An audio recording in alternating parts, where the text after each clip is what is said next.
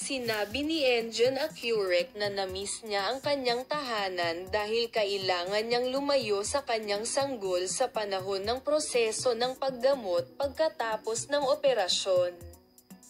Miss na miss ko na ang sikat kong artistang baby. Hindi ako makapaghintay na mahuli ang kanyang pabango, ang kanyang init at ang kanyang maliliit na kamay.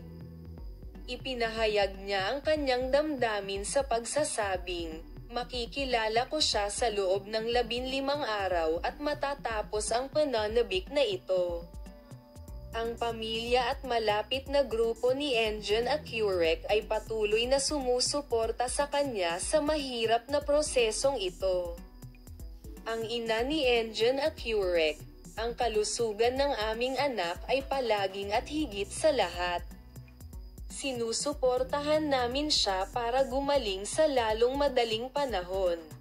Napakahalaga para kay Engin na maging malakas at panatilihing mataas ang kanyang moral. Ang mga miyembro ng pamilya ay nagsisikap na makayanan ang prosesong ito sa pinakamahusay na posibleng paraan sa pamamagitan ng pagbibigay ng moral kay Engin pagkatapos ng operasyon.